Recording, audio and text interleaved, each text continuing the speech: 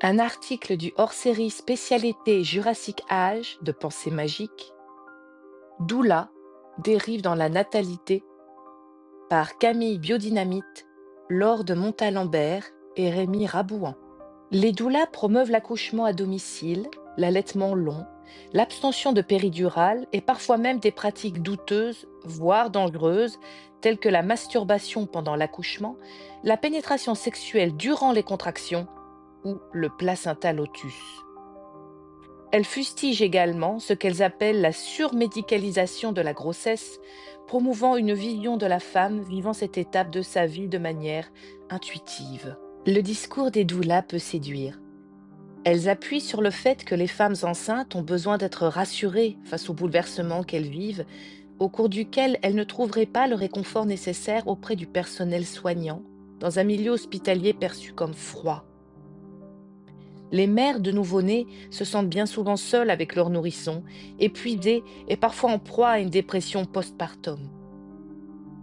Ces prétendus professionnels du périnatal mettent en avant ce rôle de soutien et d'accompagnement dans la douceur pour des personnes fragilisées qui ont pour devoir absolu de répondre aux besoins de leur enfant. Le miroir aux alouettes, un témoignage. Ayant eu vent de ses promesses et en recherche d'une nouvelle carrière au service des autres, Gwendoline, 36 ans, professeure des écoles en burn-out, a cédé au chant des sirènes de ce qu'elle avait lu sur Internet. J'étais fragile. On m'a vendu l'idée d'une nouvelle vie professionnelle accessible facilement. Syndiquée, j'ai toujours voulu faire avancer les choses. Gwendoline se lance donc dans des recherches de formation. Elle tombe sur un certain nombre de sites internet, dont Envol et Matrescence, qui lui proposent un apprentissage de 9 mois pour 3 000 euros. Une somme importante pour elle, mais qu'elle décide tout de même d'investir pour parvenir à exercer un métier qui semble lui correspondre. Mais elle déchante vite. De manière insidieuse, pseudo-bienveillante, mon esprit critique était grignoté peu à peu. La formatrice avait l'air vraiment chouette, mais quand on a commencé à tirer les cartes, entre autres, je me suis rendu compte que c'était du bullshit, commande-t-elle. Constatant aussi que les professionnels de santé y étaient systématiquement présentés comme exerçant des gestes contre nature, Gwendoline a dit définitivement adieu à ses aspirations de doula ainsi qu'à une bonne partie de ses économies.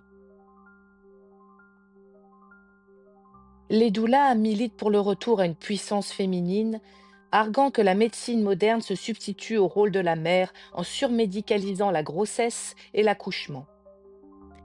Les médecins, en majorité des hommes, chercheraient à prendre le contrôle sur ce pouvoir féminin en faisant croire aux femmes qu'elles sont incapables d'accoucher seules. Les récentes accusations de maltraitance obstétricale avérées n'ont fait que renforcer ces défiances liées aux actions de soignants ayant suivi leur formation à une époque où le masculinisme tenait le haut du pavé dans les hôpitaux. Peu de moyens d'action. Leur discours est double. Elles font appel à la nature, conseillant la naturopathie pour guérir les maux des mères et des enfants, tout en employant un jargon pseudo-scientifique. Elles font souvent référence à la fameuse ocytocine, décrite comme l'hormone de l'amour et dont la mère se chargerait durant sa grossesse. Cela aboutit à des arguments d'autorité liés à ce prétendu appel à la nature, mélange idéal pour biaiser les croyances de leurs clientes.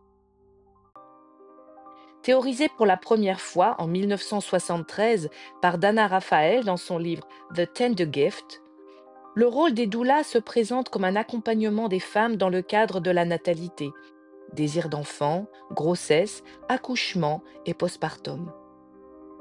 Le rôle qu'elles s'assignent est de prendre soin de la mère, ou même parfois du couple, sur le plan physique et psychologique, se substituant ainsi à une réelle prise en charge par un professionnel de la santé mentale.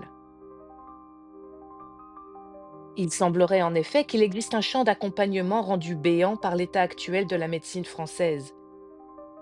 Nous, sages-femmes, n'avons pas assez de temps ni de moyens pour suivre les femmes de bout en bout au cours de leur parcours de procréation, déplore Claire Akouka, responsable de la communication de l'Ordre des sages-femmes. Il existe donc un espace dans lequel toutes sortes de personnes s'engouffrent. Elles ont le droit de faire de la publicité et de créer des sites internet. En tant que profession de santé, ça nous est interdit. Même une sage-femme qui critiquerait les activités d'une doula sur le web pourrait être taxée de faire sa propre publicité. Cela réduit énormément nos moyens d'action. Lorsqu'une sage-femme, ou même l'ordre, a vent d'accompagnement problématique par une personne non formée médicalement, la marge de manœuvre est extrêmement restreinte. Une des options est d'attaquer pour exercice illégal de la profession de sage-femme. Encore faut-il pouvoir le prouver. Dans la plupart des cas, cela se réduit à un courrier de rappel à la loi, déplore encore Claire Akuka.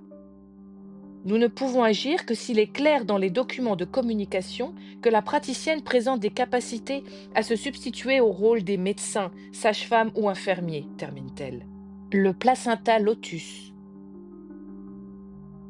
Après l'accouchement, on laisse le placenta accroché au bébé. Il est enrobé de sel pour éviter le pourrissement, de plantes et de fleurs.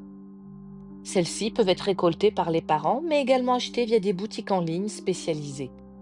Le placenta est ensuite placé dans un panier vendu sur ces mêmes boutiques.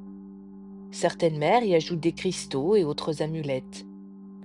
Le placenta peut rester accroché plusieurs heures, voire plusieurs jours au corps du bébé. Les femmes souhaitant mettre en place cette pratique doivent accoucher à domicile, le personnel médical refusant de restituer le placenta à la famille pour des raisons évidentes de santé et d'hygiène. Le fait de laisser le placenta lié au nouveau-né permettrait un téléchargement complet de l'âme, le placenta étant le premier chakra du bébé. Il permet au bébé de s'incarner complètement et de s'ancrer sur Terre. Considérant le placenta comme le jumeau du bébé, certaines doulas le déifient, évoquant ses vibrations, et invitent les mères à le cajoler autant que leur nourrisson. Ces pratiques apporteraient sérénité et calme au bébé. L'enfant, qui n'en aurait pas bénéficié, aurait un sentiment de manque constant, faisant de lui un adulte matérialiste qui chercherait à combler un vide en consommant toujours plus. Selon les promoteurs de cette croyance, le corps médical priverait le nouveau-né d'une partie de son sang en coupant le cordon ombilical trop vite. Le placenta lotus permettrait également d'éviter les anémies. Karma et incantation. Outre ces discours relevant à la fois d'une prétendue bienveillance, du conspirationnisme et de l'antiscience, faisant également appel à la doctrine du féminin sacré, il existe des croyances encore plus extrêmes dans le monde des doulas. On retrouve un vocable emprunté à la spiritualité New Age et des pratiques aussi farfelues que dangereuses. Certaines gourelles tiennent ainsi des discours relevant du mysticisme, parfois dangereux pour la santé de la mère et du bébé. Parmi la multitude d'affirmations de ces praticiennes, un concept revient régulièrement. L'enfant à naître choisirait ses parents avant de s'incarner. Les doulas usent de cette croyance pour amener les parents à des rôles essentialisés. L'âme du bébé préférerait choisir une mère douce et accueillante et un père gardien, protecteur, omettant par ailleurs les familles homoparentales et monoparentales. Karine Langlois-Lazeva, alias Quantique Mama, ancienne sage-femme, dit avoir quitté la profession pour devenir doula. En 2017, elle ouvre un blog promouvant ce qu'elle appelle le nouveau paradigme autour des naissances, alliant science et sacré. Très influente dans la sphère New Age, elle crée des contenus sur Internet, tels que des préparations à l'accouchement virtuel à destination des couples. Elle vend des cours en ligne pour transcender la douleur, découvrir le tantra grâce au massage du yoni, aligner son utérus via des exercices avant l'accouchement, entre autres. Elle anime également des podcasts traitant de l'âme des nourrissons, de l'incarnation, du karma, etc. En 2021, elle ouvre une école de doula appelée l'école quantique. Karine Langlois-Lazeva parle de vortex de la naissance par lequel la femme devrait passer lors de la mise au monde de son enfant. Elle compare aussi l'accouchement à une prise de psychédélique qui ouvrirait la mère à un niveau de conscience plus élevé pour accueillir son enfant. Selon les doulas issus de son école, l'approche quantique de la périnatalité serait reliée au monde suprasensible dans lequel la femme enceinte devrait se propulser pour guérir de ses blessures d'âme et retrouver son soi intérieur. Elle procède à un dévoiement des notions de la science classique, telles que la physique quantique, pour l'adapter à un vocable relevant des croyances mystico-religieuses. Cet argument marketing donne l'illusion d'une forme de scientificité qui ne s'appuie sur rien de concret ni de reconnu par la communauté scientifique et qui invisibilise les risques liés à la grossesse et leur prévention médicale. Pire encore, la ZEVA avance que la médicalisation des naissances est faite pour contrôler les femmes et les familles, créant chez ses élèves et clientes une forte défiance vis-à-vis de la médecine classique. Elle fait également appel à la déesse Sheila Nagig, inspirée d'une sculpture représentant un personnage à la vulve exagérée. Elle la décrit comme la femme dans son plein pouvoir, non binaire, non genrée, qui accepte d'être fragmentée, de perdre son identité de femme pour s'en aller vers le portail où elle deviendra la mère de son enfant. Même si elles existaient précédemment, on a vu fleurir depuis la crise du Covid en 2020 pléthore d'offres de santé naturelle ainsi qu'une forme de défiance face à la médecine scientifique. Et comme le confirme une autre sage-femme, @PolaroidMama sur Twitter, on confond totalement accouchement naturel et accouchement physiologique. L'accouchement physiologique a lieu sous surveillance médicale, qu'il advienne à domicile ou en institution. Celui-ci est désormais parfaitement admis par les professionnels de santé qui accompagnent avec bienveillance des femmes souhaitant donner naissance à leur enfant en évitant autant que possible l'usage de médicaments, de la péridurale ou d'interventions médicales, sauf en cas de nécessité absolue. Au contraire de l'accouchement naturel, qui est vu comme une prise de liberté vis-à-vis de l'institution médicale et est souvent promu par les doulas. Condamnation d'une ancienne sage-femme devenue doula. Le tribunal de Pau a condamné à 2 ans de prison ferme une femme pour homicide involontaire. En mai 2019, à Bos-d'Arros, déjà radiée de l'ordre des sages-femmes depuis 10 ans, elle avait aidé une femme à accoucher à domicile, mais le nourrisson n'avait pas survécu. Bien qu'elle ait été relaxée pour exercice illégal de la profession, le tribunal a prononcé une peine de prison aménageable sous bracelet électronique et une interdiction définitive d'exercer en tant que sage-femme ou formatrice. La femme avait été radiée en 2009 après une affaire similaire au Pays Basque. Source francebleu.fr. Fustiger le matérialisme pour gagner de l'argent. Sous une apparente bienveillance et fustigeant soi-disant le matérialisme, les doulas font commerce de leurs formations, séminaires, objets en tout genre, sans parler de leur prise en charge des couples qu'elles facturent grassement. Elles instrumentalisent l'état de fragilité des femmes enceintes pour gagner leur confiance en insufflant en elles une peur de la médecine conventionnelle et des croyances hors sol. Si bon nombre d'entre elles semblent bien intentionnées, certaines gourelles au discours bien rodé savent faire preuve d'un cynisme à peine dissimulé et s'enrichissent sur le dos des familles tout en les mettant parfois en danger.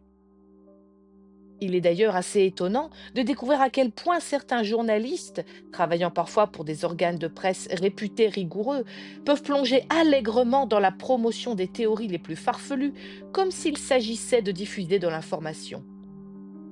Ainsi, le très sérieux Ouest France s'est fendu en juin 2024 d'un article qui n'aurait rien à envier à un public reportage de bas étage. En plus des moyens de contacter la doula en question et de montrer sa photo tout sourire, on peut y lire ses louanges au long d'une page entière. Toute honte bue, le journaliste ose écrire: la doula peut tenir ce rôle rassurant et protecteur. Peut-on vraiment parler de rôle protecteur lorsque la personne en question ne bénéficie d'aucune formation médicale et encourage les femmes à accoucher à domicile sous sa seule supervision? Il y a là des questions à poser à de nombreux journalistes qui, sous couvert d'informer, font la promotion de pratiques dangereuses. Doula et EBP. L'Evidence-Based Practice, EBP, est une approche méthodologique visant à optimiser les décisions cliniques à travers 3 points. les compétences, expertise et expérience du professionnel, les préférences et le contexte du patient, et les données disponibles sous couverture minimum d'une garantie épistémologique, limites, études, niveau de preuve, etc.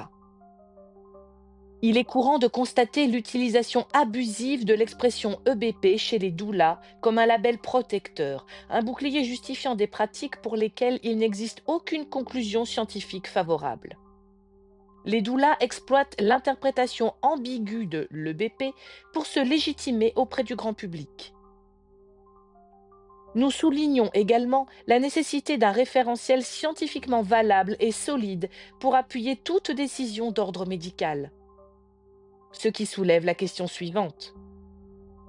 Comment les doulas justifient-elles l'utilisation de la pseudoscience, de l'ésotérisme, des pratiques et idéologies New Age ou encore du quantique dans le cadre de l'EBP? La réponse est simple. Il n'y a pas d'argument solide. Il s'agit d'une soupe de croyances dangereuses, habillée en bienveillance et prétendant faire le bien. Il est clair qu'une personne sans compétences solides dans le domaine médical, sujette aux dérives sectaires et thérapeutiques, n'a pas sa place auprès des femmes qui donnent naissance. Vous trouverez toutes les sources de cet article dans le premier commentaire sous la vidéo. Merci pour votre écoute et à bientôt pour une prochaine lecture d'un article de Pensée magique pour plus d'esprit critique et moins de pensée magique.